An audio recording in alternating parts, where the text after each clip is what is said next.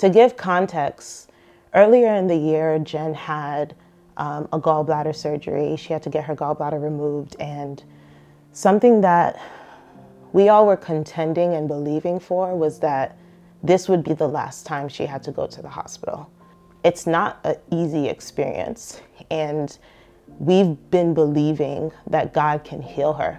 Like God can remove sickle cell from her body and her DNA, and he can completely restore her health to the fact where she never has a crisis again and doesn't have to experience the pain of this disease again. And so to see her in the hospital after contending and believing, like she had spent, it was about, I want to say 4 to 5 months, she was fine after that gallbladder surgery. She had not had a crisis. She was not in the hospital. So to see that, okay, she's in the hospital again, it kind of made me take a step back. Ask God, what is going on?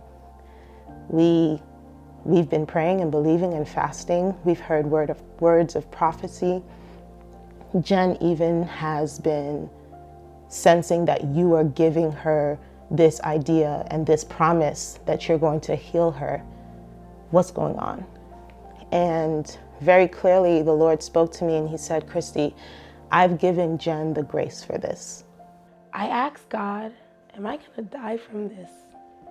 And while we're driving, God usually speaks to me through license plates. And after I asked him that question in my mind, there was this license plate I saw. It says, Jen U 78. And for me, I was like, okay, are you saying I'm gonna live, past 50? Because the statistics with sickle cell disease have stated that you wouldn't live past 21, or, they've extended it to maybe 50 something.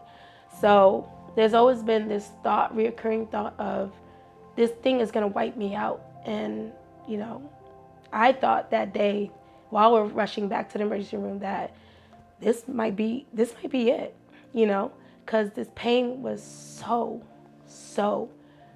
painful. I don't even have words to explain how painful it was painful. I felt like God was telling me, no, this is not going to be unto death. But in that moment, I couldn't partner with that because the pain was all I felt. So we get back to the emergency room and we're admitted, and I'm screaming, I'm yelling, I'm crying. Little did I know that at 12 o'clock, midnight, Wednesday morning, really, things would turn drastically. My last memory I had that night or morning was having a conversation that I thought was a dream with my friend Shania. I got delirious because of the fever and everything else that was going on. One of the things that did jolt me though is that her fever had gotten to, I think, like 104, and she was delirious and saying certain things. And I knew that she was scared because she was saying things to me to let me know that she was questioning the care that she was getting. She wanted me, even though she was feverish, she wanted me to pay attention to what folks were doing to her body. So I got closer to her. I had her face in my hand, and I'm like, sis, we got to get this fever down. And so the last thing she said to me was, my left brain is failing. And then she passed out in my hand, and I'm like hitting her face, and I'm like, Jen. She would not wake up. I ran out into the hallway and in the ICU, got the doctor's attention. And the very last thing I remember was the doctor pinching me, a pressure point, and yelling my name, Jennifer. And also feeling a lot of just phlegm or mucus stuck in my chest, and I couldn't respond. I couldn't respond to the painful pinch. I felt it. I couldn't respond. And then everything went black. I was informed that I was intubated. I was, I guess, unconscious.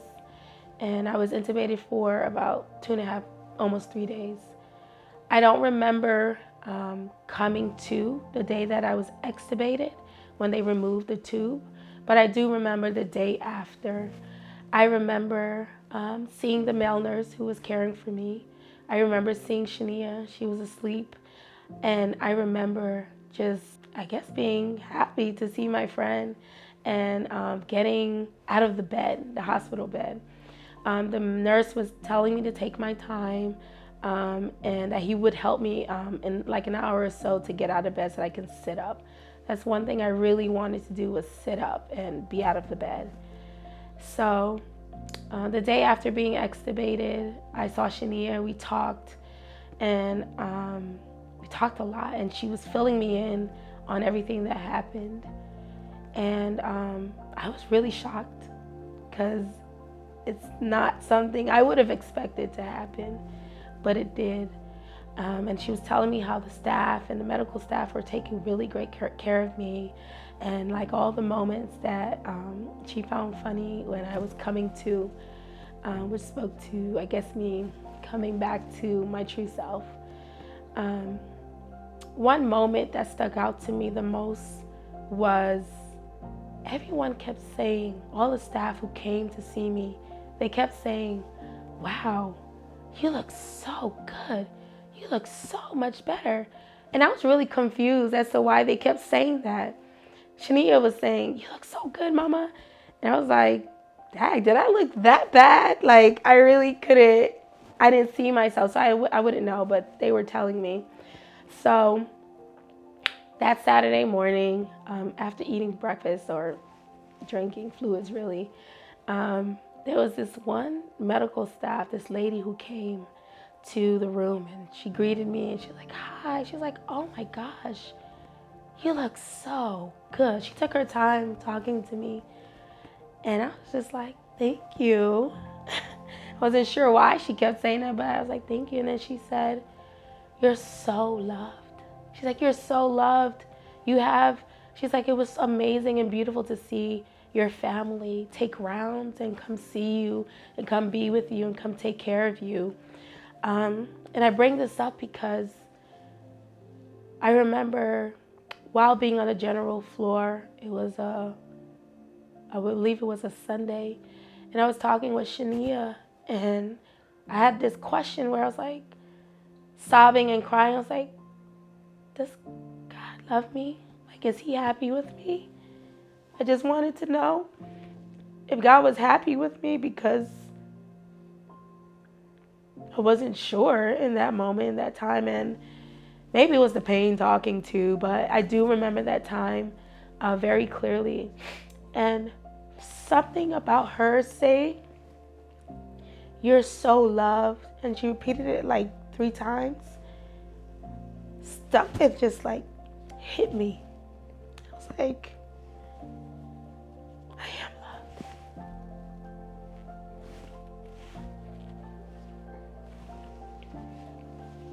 I remember asking Shania that question, does God love me?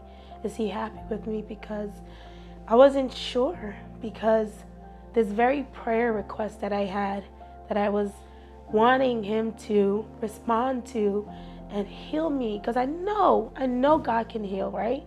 It's not that he can't. My question was, why wasn't he? So hearing that in that moment just struck something for me in my heart, and it made me melt. And she went into asking us, are we believers? And she went into full-fledged just preaching. And the last thing I'll say is she encouraged me so much. She said, make sure you always give God glory, because it is him who has brought you through this. And she also said to fight the good fight. Like she said, whether in death or in life, you win. So I guess I want to encourage someone out there that God cares deeply about whatever it is you're facing. Not just health, whether it be mental health, whether it be a marriage, something that you're going through in your marriage, whether it be with kids, something that you're facing that's troubling you. God cares about it all. But remember, as believers, that God is fighting for us, and he loves us so much that he cares about it all. And I have 3 verses that speaks to me a lot, and I want to share it to encourage others. And the first is in Psalms 91, verse 1. And it says, "Whoever dwells in the shelter of the Most High will rest in the shadow of the Almighty." And in doing that, in 1 Peter 5, verse 10, "And the God of all grace, who called you to his eternal glory in Christ, after you have suffered a little while, will himself restore you and make you strong, firm, and steadfast." And in going through that, I think about Apostle Paul when he was giving his words about fighting the good fight. And in 2 Timothy 4, verse 7, I encourage you to hold on and to keep pressing and keep pushing, because then you can say, as Paul said, "I have fought an excellent fight. I have finished my full course with all my might, and I've kept my heart full of faith." And we've done quite a few things since November 2022 together. And I'm just really, really grateful for her life. I can't wait to see what's to come. She's a new woman. We're back in the gym now. What's interesting to me, so sickle cell is all about like oxygen. We've already proclaimed that she's healed, right? I know that she's healed. I don't even say that Jen is walking with sickle cell disease. We are happy to give this testimony, but she is healed. And I've seen her, the way she takes her breath is new. When we're in the gym, she's running now on the treadmill. She is sometimes passing me up in mileage in the gym, and I'm trying to hold myself because I'm like, sis is getting it in. And every time I see her run on the treadmill, every time I see her pass a mile and a half, every time I see her burn over 220 calories on the treadmill, I have to say thank God, because again, she's defying the odds of what we thought she was afflicted with. So I thank God for her healing. I thank God for this miraculous transfiguration in her cells. I thank God that her DNA is changed. And I thank God that she's walking boldly and courageously in that. So I'm just grateful. I'm grateful. Life after this life-altering moment that I experienced has really shifted me, and I've noticed a shift and growth in me, to say the least. I've noticed my faith in God has definitely gotten much greater, much more secure about my Heavenly Father being there and being my protector and being my all, really, and knowing that He's got me. One thing specifically I've noticed is more confidence in my identity and my purpose in life. That has been something I've grappled with a lot, asking God, what is my purpose? Why am I here? What is life supposed to be? Is it just suffering through this sickness? But I've noticed now that God has been taking all of these little moments, all of these experiences to bring me to the place that I am now in. And I feel like I'm a renewed woman. I feel like I'm a new person. Like, I don't know how to explain it, but it's kind of like, I don't know, life after death, I guess. I don't know. Death and now back to life. I don't know.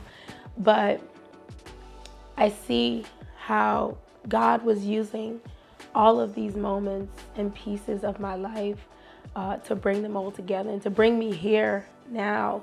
Of course, there's more. Of course, there's more He'll do. But to see that His hand was in all of it, from birth up until now, from birth to that moment in November and now to where I am, He has beautifully stitched it all together.